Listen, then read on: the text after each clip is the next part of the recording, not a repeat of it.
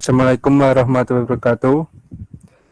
Di sini pembuatan proposal bisnis dengan aplikasi Sayurku. Kelompok kelas A14707. Anggota kelompoknya adalah Rahmat Ediwe, kemudian Zulkarnain Mustaqim, kemudian saya sendiri Bagus Ulya.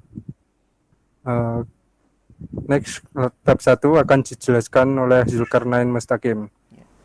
Pada pertama yaitu pendahuluan latar belakang bisnis. Dikarenakan permasalahan utama adalah kurangnya penghasilan para petani, dikarenakan mereka hanya menjualkan produk mereka kepada para distributor, sehingga harga yang mereka berikan relatif kecil dan membuat mereka mendapatkan keuntungan yang sedikit.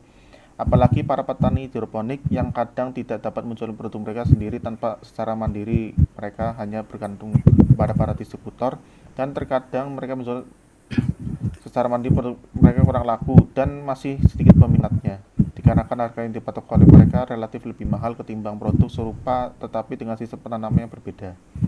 Dikarenakan kurangnya penyuluhan informasi tentang kelebihan dan kekurangan pada sayuran ketika ditanam dengan media tanah dan secara hidroponik kepada konsumen. Dengan adanya aplikasi ini, kita dapat merangkul para petani biasa maupun hidroponik sehingga dapat menjual barangnya kepada konsumen sesuai target pasar dan tidak adanya sistem pengepul dikarenakan harga yang diberikan distributor relatif sedikit. Dan ditambah lagi dampak efek pandemi pun harga jual sayuran dan lingkungan pasar semakin berkurang, sehingga hal tersebut dapat menurunkan hasil penjualan para petani. Aplikasi yang serupa yaitu PSB Bandungan, yaitu aplikasi yang hampir mirip seperti yang kami buat, dikarenakan cara kerja sistemnya penjualan hampir mirip tetapi ada sedikit perbedaan pada aplikasinya, yaitu tampilan menu utama lebih friendly user supaya lebih mudah untuk digunakan segala usia, dan tampilan pun lebih dinamis, dan sistem pembayaran juga lebih banyak pilihan, yaitu dapat melalui transfer bank ataupun menggunakan e-money, sehingga mempermudah para pengguna untuk melakukan transaksinya. Proses aplikasi ini diharapkan dapat semakin luas untuk merangkul para petani hingga seluruh Pulau Jawa atau bisa hingga luar Pulau Jawa, dan dapat melalui pembelian dan pencarian bahan sayur dengan petani terdekat user sehingga mempermudah dalam proses pengiriman barangnya. Yaitu yang kedua, tujuan bisnis, yang termasuk dalam tujuan bisnis meliputi tujuan khusus dan tujuan umum. Sebagai contoh, tujuan khusus, aplikasi ini digunakan untuk mempermudah para petani biasa dan petani hidroponik untuk menjualkan hasil tanamnya dijual langsung ke konsumen, sehingga hal tersebut dapat meningkatkan pendapatan para petani, khususnya petani dengan sistem hidroponik, dan mencari market yang tepat. Tujuan umum, penjualan produk bisa langsung ke konsumen karena sistem penjualan barang yang di aplikasi ini mengukir sistem B2C, business to consumer, sehingga kesegaran dan kualitas produk tersebut terjamin dan masih fresh.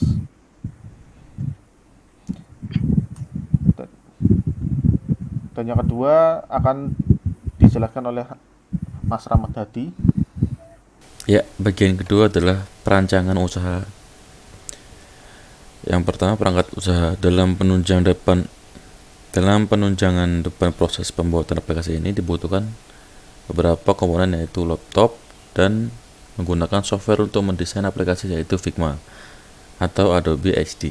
Dan untuk dalam pengimplementasian hasil desain dibutuhkan sebuah software, yaitu Android Studio. Yang kedua adalah sumber daya manusia. Dalam proses pembuatan aplikasi ini memerlukan beberapa programmer untuk membuat aplikasi ini, yang dimana dibutuhkan satu orang untuk mengatur database sistem aplikasi ini, satu orang untuk UI UX, dikarenakan dalam membuat aplikasi ini membutuhkan seorang yang memiliki ide yang inovatif sehingga user ketika menggunakan aplikasi ini akan terlihat sangat exciting, dan dua programmer Android developer untuk mengimplementasikan desain yang dibuat oleh UI UX ke dalam sistemnya. Kemudian proses produksi. Dalam proses pengembangan aplikasi yang kami buat, kami menggunakan UI Kit untuk membantu kami untuk mendesain aplikasi. Dalam mendesain aplikasi ini, analisa yang kami lakukan guna membantu konsumen adalah menggunakan aplikasi yang kami develop, antara lain pertanyaannya adalah apakah aplikasi ini mudah dipahami oleh konsumen, Apakah aplikasi ini memiliki sistem pembayaran digital? Apakah aplikasi ini membantu petani dan konsumen? Apakah aplikasi ini tidak membuat petani dan konsumen miskomunikasi ketika bertransaksi? Dan yang keempat adalah apakah konsumen dan petani bisa melakukan komunikasi di aplikasi tersebut? Dari pertanyaan di atas, kami melakukan uji desain untuk membantu konsumen serta para petani agar tidak susah dalam memahami aplikasi yang kami buat.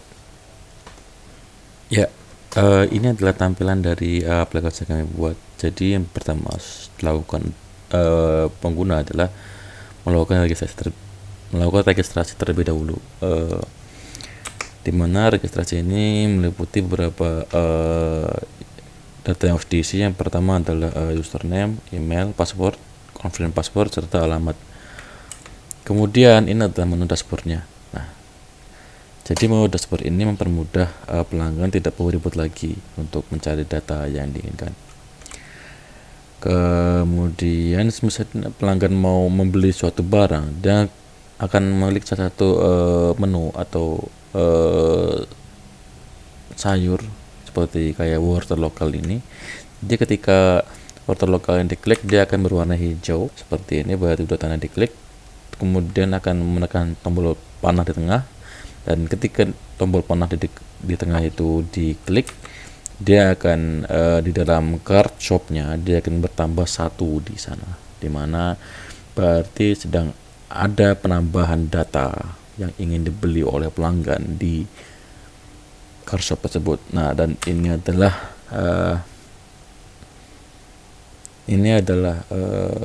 tampilan dari cart shopnya seperti ini. Jadi pertama itu menu pembayaran yang berwarna putih yang bergambar uang itu berwarna buram ketika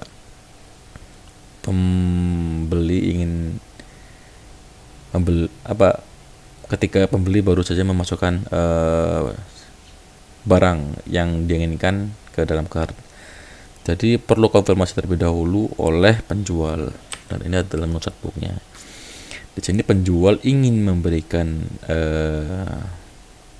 requirement apakah barang ini ada. Nah, ketika dijawab barang ini ada oleh para petani, maka lampu indikator yang warnanya hijau di atas itu akan berwarna hijau. Sedangkan kalau para petani tidak aktif, maka lampu indikator tersebut berwarna merah seperti itu. Kemudian kita kembali lagi, maka hal yang harus dilakukan lagi adalah melakukan pembayaran. Jadi setelah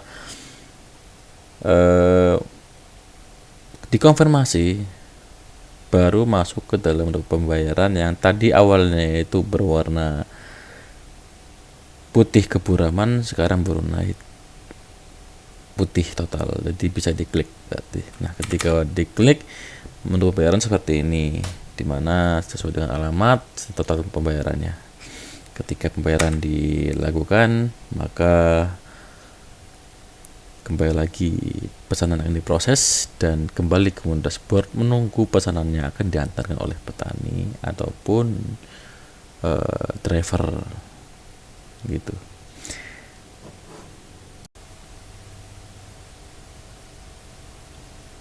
Ya, dari UI yang saya lihatkan tadi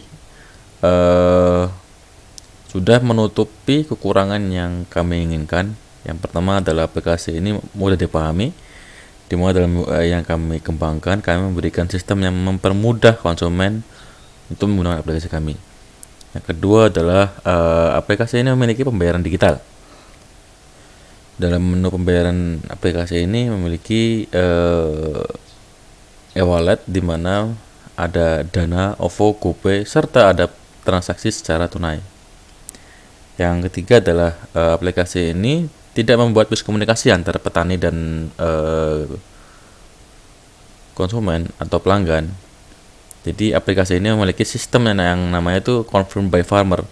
Jadi ketika para pembeli ingin membeli suatu sayurannya atau membeli sayur di petani, maka petani yang bersangkutan akan mendapatkan notifikasi, dan notifikasi itu akan dilanjutkan ke dalam pembayaran oleh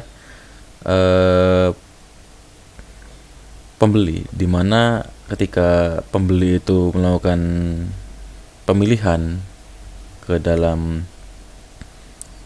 keranjangnya atau ke dalam dashboard sayur yang dia pilih, maka dia harus menunggu konfirmasi dari petani, sehingga agar ada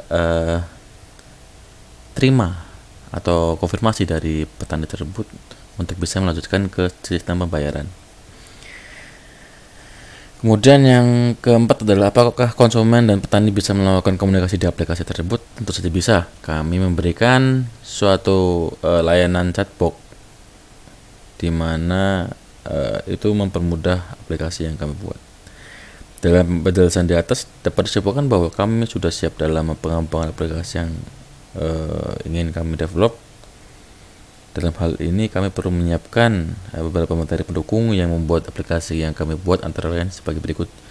Yang pertama adalah seorang Android developer yang berjumlah 2 dengan total biaya 7 juta, UI UX designer jumlahnya adalah 1 dengan biaya 1.500.000, back end development dengan jumlah 1 biaya 4 juta, hosting domain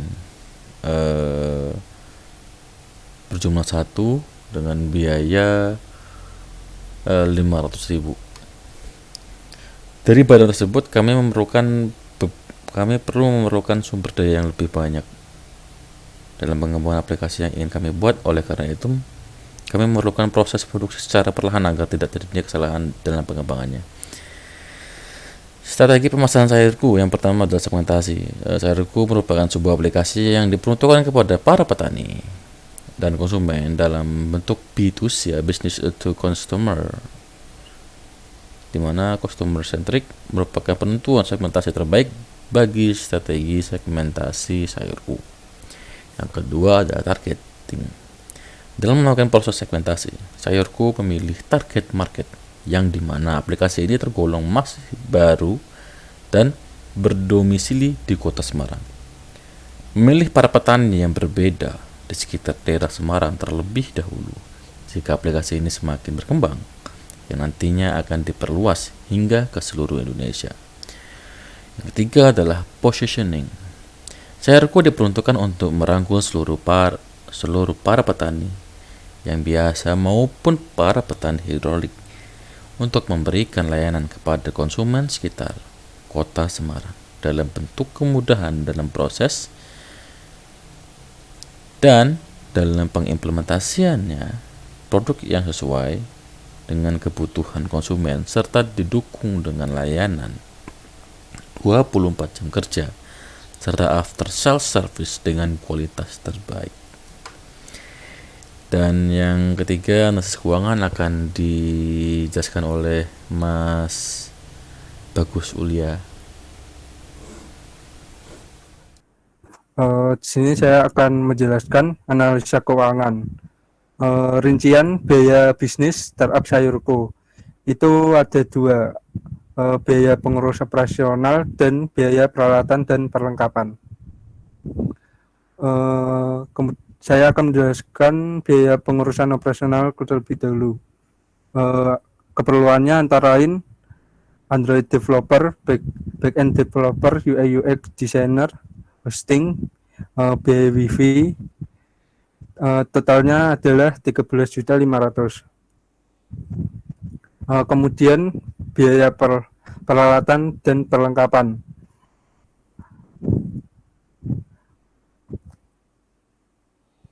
Total itu ada 27.540.000. Jadi total biaya keseluruhan yang harus dikeluarkan pembuatan aplikasi sayurku untuk memulai dan mendirikan startupnya adalah 41.040.000. Sekian dari kelompok kami. Eh, Sekiranya ada kesalahan dan kekurangan, mohon maaf. Wassalamualaikum warahmatullahi wabarakatuh. Waalaikumsalam.